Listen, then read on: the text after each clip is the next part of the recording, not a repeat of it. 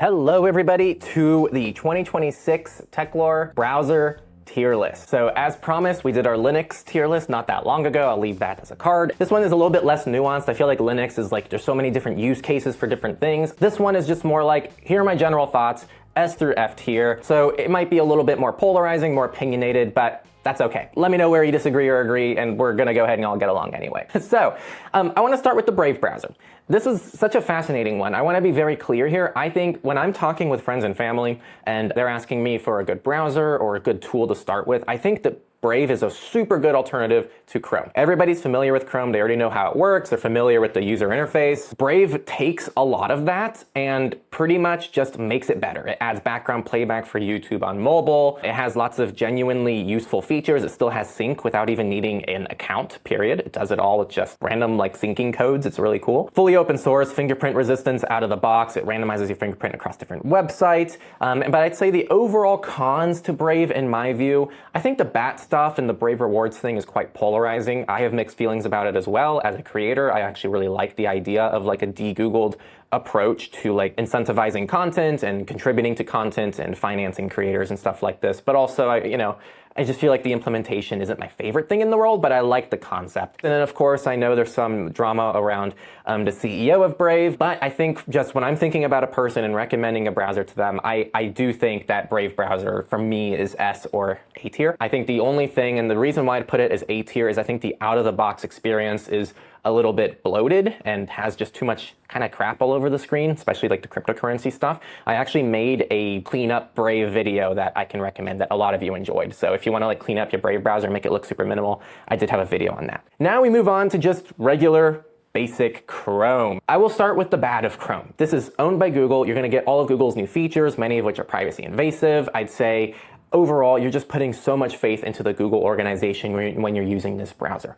With that said, it's not completely negative. I think some of the good that Chrome does is it's probably going to get the fastest possible updates, period. I mean, Google does care a lot about security, so you are going to get good, consistent updates. In addition, if you use the Google Advanced Protection Program, which is something that's really there for like journalists, high threat model people, politicians, etc., Google Chrome probably has the best integrations because it has some specific features dependent on the Advanced Protection Program, so that's something else. So pretty much Chrome is there if you just want an ultra high security browser, but to me it kind of fails in every other regard, especially when it comes to Manifest v3 extensions, as there is no more Manifest v2, which means your ad blockers are just not going to work as well on Chrome. So I'm going to put Chrome as like a DC, I don't know. I'm going to put it as a D tier browser. I think it's good for security, and that's kind of about it, and that's the way I see it. We now have Chromium, which is actually the open source engine that powers Chrome.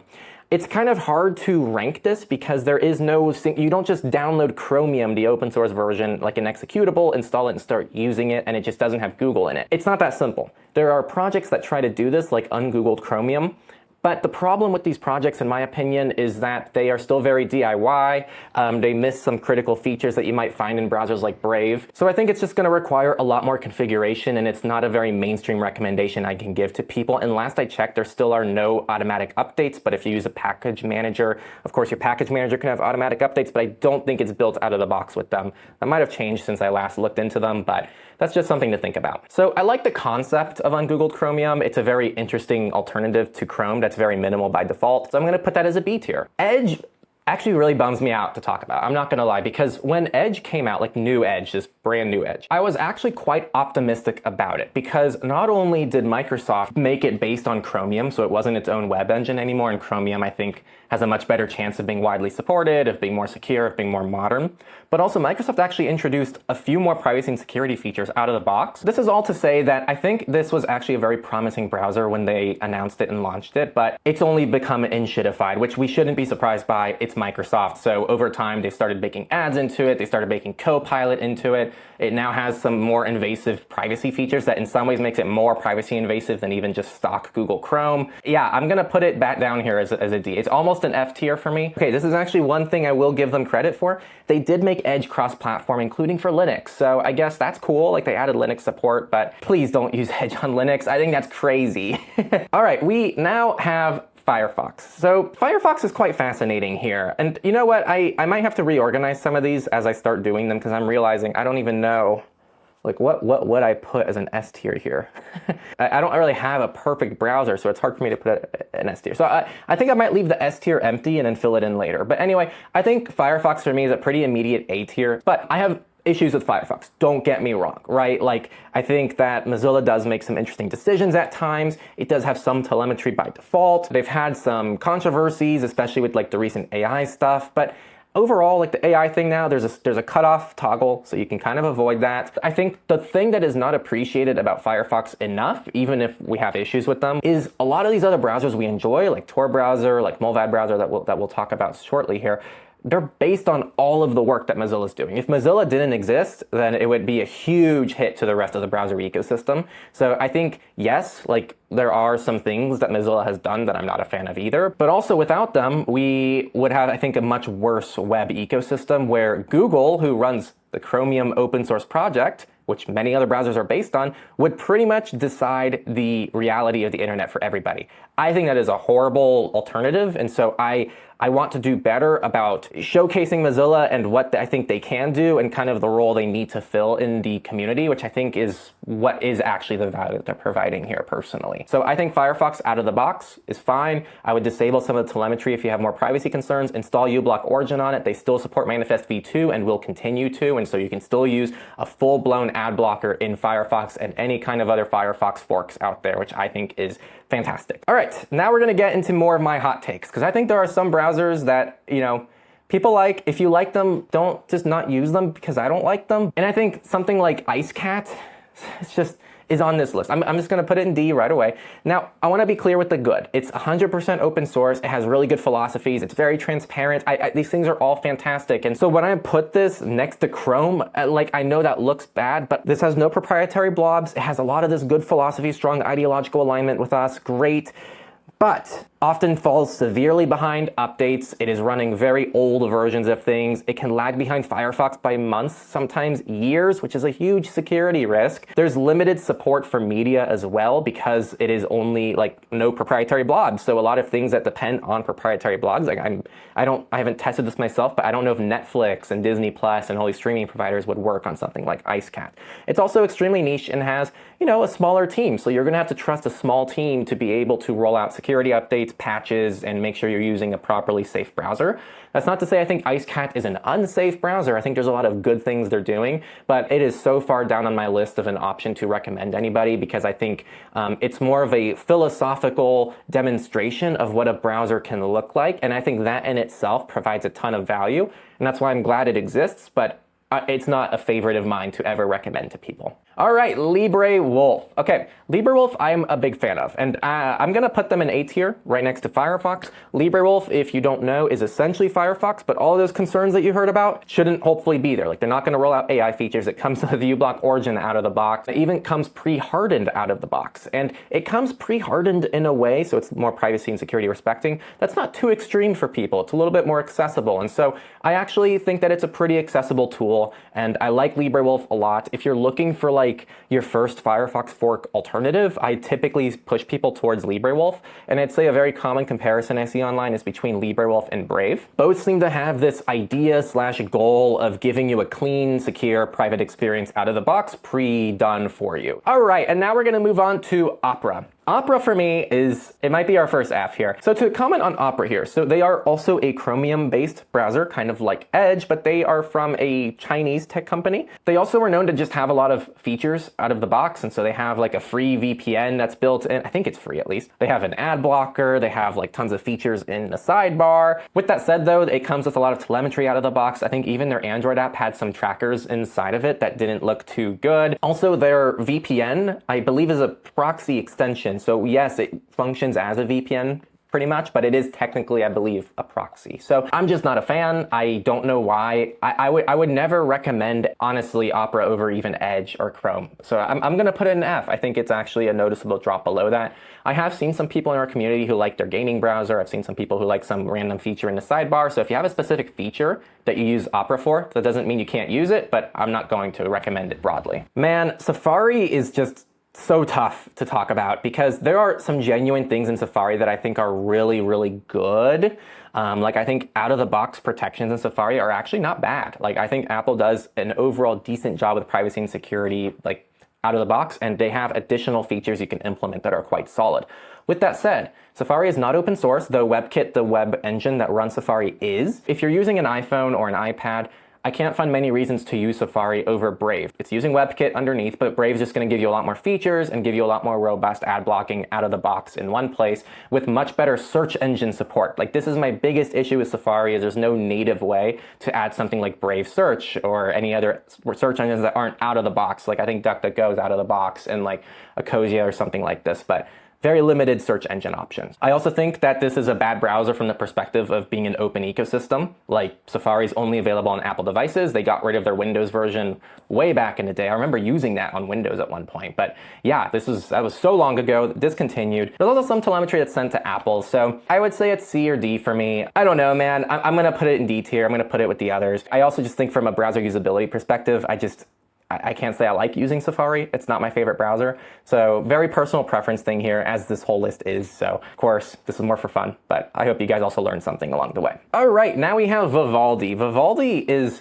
I think it's so polarizing because like the people who like Vivaldi love Vivaldi. Like this is not a discussion for them. Like for them, Vivaldi's S tier. And then for people who don't like Vivaldi, don't click with it, they don't like it, it doesn't click. So Vivaldi is highly customizable, it's Chromium based, it's source available, so it's not open source in the sense that you can fork it, do what you want with it, but parts of it, if not all parts of it, I believe are source available. I actually did a whole interview with the CEO of Vivaldi, so check out that interview. It was really enlightening and he talks a lot about this stuff. This is for power users though. You can customize literally everything in Vivaldi. And I say everything, I mean everything. If you want your extensions on the bottom, on the left, on the right, on the corner, like you can customize the entire interface to do whatever you want it to do. It also has a really good wizard when you set it up of like how much ad blocking you want, whether or not you want telemetry, your search engine, etc. So I think it just does a really good job. Now thinking about it again, the UI layer I think is closed source, but everything else is source available. It's also got like maybe a smaller user base, but the community behind it is really passionate. So I think I'm gonna put, for me, Vivaldi in B tier. That's where I'm gonna leave it. All right, Florp. So Florp has developed, I know we put out some clips that got the Florp fans very mad. Florp is developed by a Japanese student. It's focused on UI customization, power user features. It's got a sidebar heavy design kind of like Arc, so I know people like that as well. Highly customizable UI. It's Firefox based, so you can get Firefox extensions. With that said, it's not gonna have the same kind of out-of-the-box privacy that something like LibreWolf is going to include. For me, like I want a browser developed by a team. I want them to, I want that confidence that they can roll out security updates ASAP. And so for me personally, I really just feel like Florp is a hard recommendation for me, and the core person out there who's going to connect with Florp has a very specific reason to use Florp, which is probably something in the UI, a UX, or a specific feature they offer that they can't find anywhere else that's a non-negotiable. But that's, for me, is kind of the use case of Florp. So for me, I'm gonna put it as a C tier. All right, up next we have Chromite, which is a Chromium fork. I would say it's kind of like ungoogled Chromium in a way, and it's actually a successor to Bromite. Bromite used to be, I believe, an Android-only browser, which people loved. It came with out-of-the-box like ad blocking. It came with really cool features to make Chromium a little bit easier to use on Android from a privacy and security perspective. It was lightweight. It had just really good filtering, no Google Play services. It was really awesome, but back then it was Android only, and it was a small dev team, and I think Chromite is still overall like a smaller project, but now I think it's cross-platform, so you can use it across multiple devices. It's not Android only, though I'm sure the association is still on Android only given its origins, but it's still gonna have a lot of those benefits that Bromite used to have. And so I actually really like this project. I think they've done a good job of kind of making like a LibreWolf equivalent for Chromium. So I'm a big fan, and for me, I would put it here in B tier with like an ungoogled Chromium. Yes, I can confirm here as well that they are currently building for ARM, ARM64, Android x86, Windows x64, and Linux. It's a very interesting project. I really like their philosophy, and you can definitely learn more about it on their GitHub page. All right, now we're gonna get to some of my favorite projects out there. So we're gonna start with Mullvad Browser. I'm putting like all of my favorites in A tier right now, and Mullvad Browser just straight up belongs in A tier for me, and I'm gonna decide on S tier in a second when I'm done looking through all these.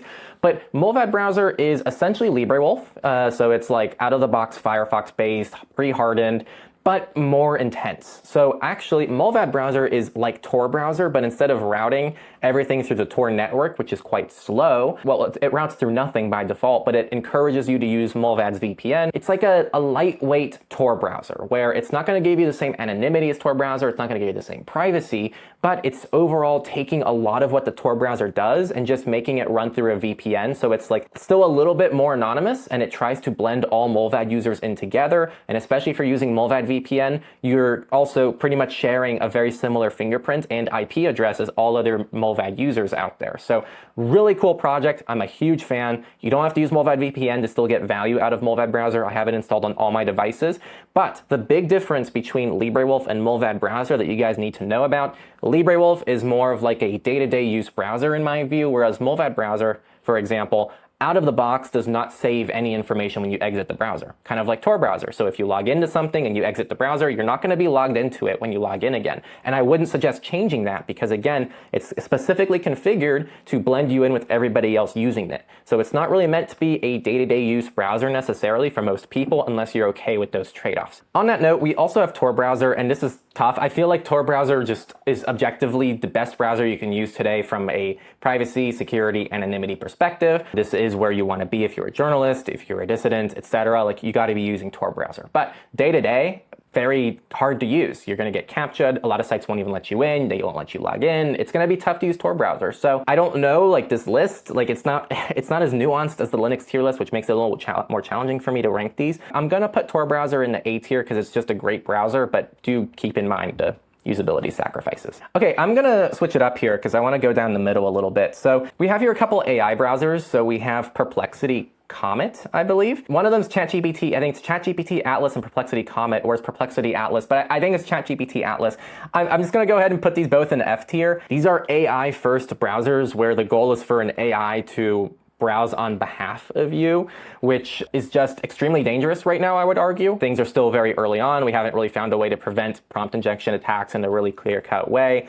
And these are companies that just they care more about moving fast and breaking things rather than keeping you safe. I've actually personally tested now some of these because I need to, keep up with this because I'm gonna have to inevitably talk about this when you guys ask about it. I did try Claude's Chrome extension. Just based on my quick testing, Claude seems to have done a lot more work to help prevent prompt injection attacks, and they have a full written blog on this as well where they discuss a little bit more about all the risks, and they specifically say like, hey, like this still won't prevent like all the potential concerns, so it's still very at risk. They have warnings all over the extension. It only like works inside one tab by default. It seems to not share as much information with like the regular Claude account, but I don't think that you're going to see as many of those kind of benefits when you use these out-of-the-box AI browsers. So yeah, I'm just very wary of all of these tools right now. They're very new, they're very risky, they're very dangerous, and I just overall discourage anyone from using them unless you are using them for testing or experimental reasons, or just trying to see if they work well in some like very niche part of a workflow that doesn't expose any kind of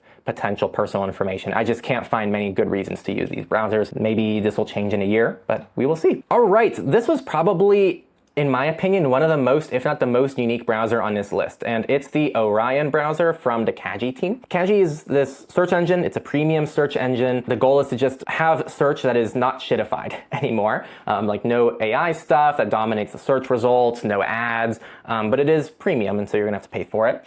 So people love Kaji, but then they also released this browser, Orion. Now, Orion is super unique because it's a WebKit-based browser, which means it is kind of based on Safari in a way, and it's for macOS and iOS, but I think they might be looking at Linux support as well, last I checked. And the key thing here about it is it supports Chrome and Firefox extensions. There's also a ton of usability and features that improve upon Safari. I think from a usability perspective, it is just better than Safari in almost every possible way. So I think there's a huge amount of respect to pay there. With that said, it's not going to have the same kind of privacy protections that some of the other browsers on this list are going to have, especially if you install any kind of like ad and tracking protection, but a lot of these better browsers have it out of the box. If you want something with more privacy and security than Orion, there are better options out there, but Orion from a usability perspective has some really neat features you simply cannot find anywhere else. So I'm going to put it as I think a B tier. I wanted just a quick mention for Firefox Focus. Actually, I'm going to do Firefox Focus and maybe DuckDuckGo together because I think they're quite similar. So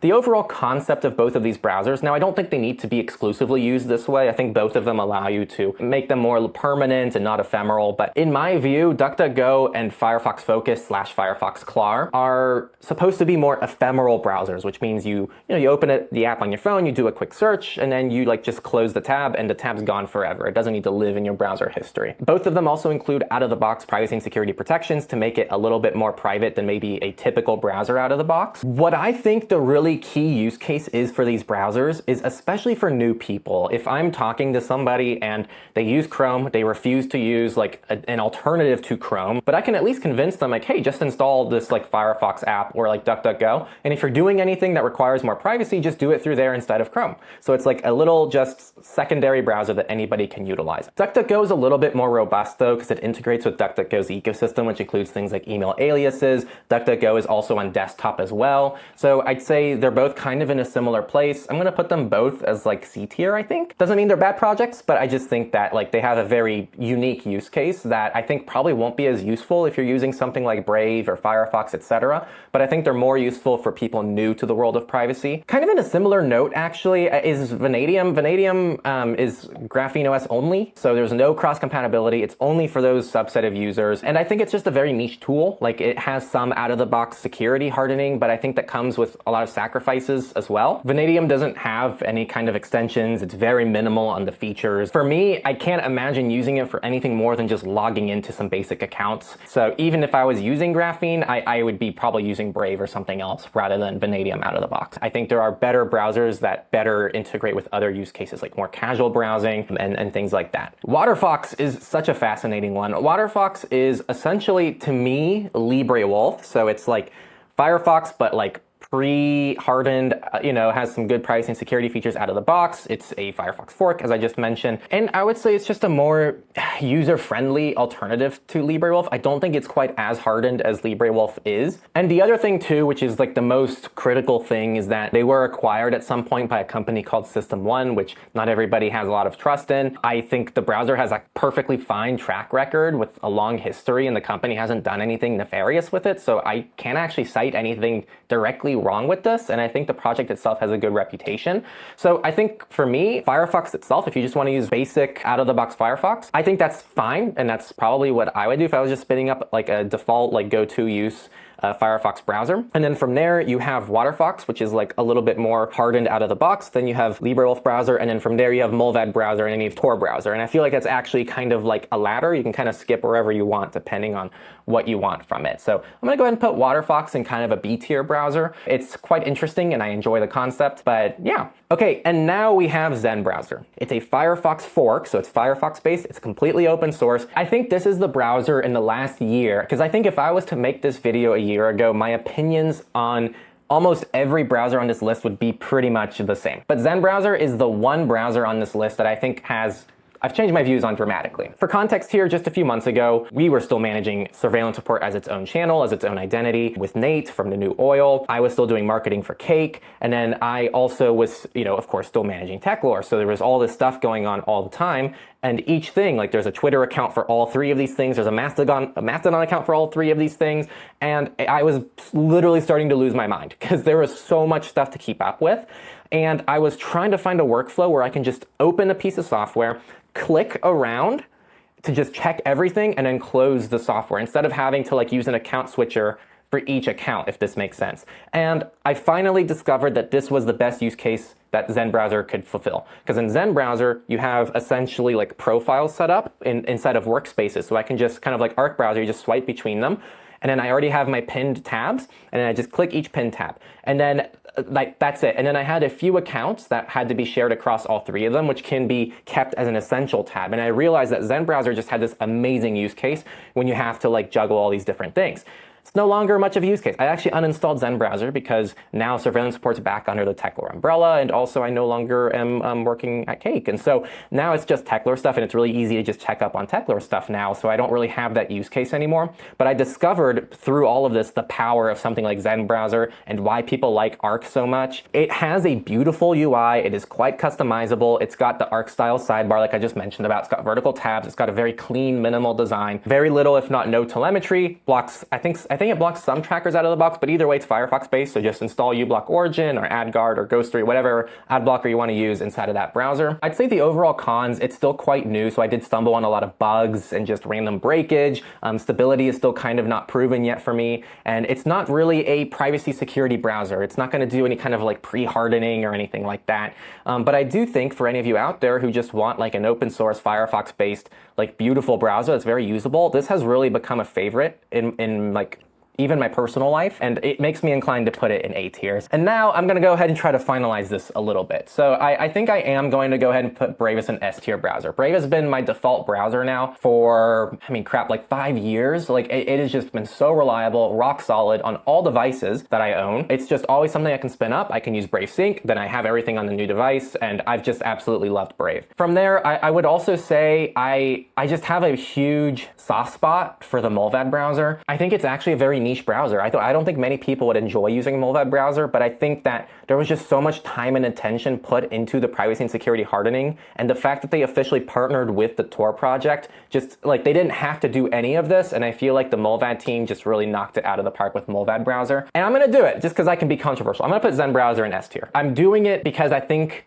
I want to reward this project for being just so intensely impactful in such a short amount of time. It's just good. It's a good browser, but it is not a privacy and security browser. Like I'm gonna say that straight up. It can be perfectly privacy and security respecting, but it's not going to do any kind of like additional things. Whereas if you look at all the other browsers I have in the A and S tier that I personally enjoy, all of these, except also just Firefox, are kind of more geared towards privacy and security. Then we have Firefox and Zen Browser that just are fine out of the box, and you have to configure them a little beyond the defaults if you care more about that kind of stuff. Other than that, I'm looking through the list and I'm pretty happy with the rest of them. So I think that's it. Do I want to go per? Yeah, I think per category this is accurate in S tier. I think in A tier I'm gonna move like Firefox there, and then in B tier I'm gonna go ahead and move Vivaldi there. I think Chromite is good, Orion there. I think that's like best to worst in my view.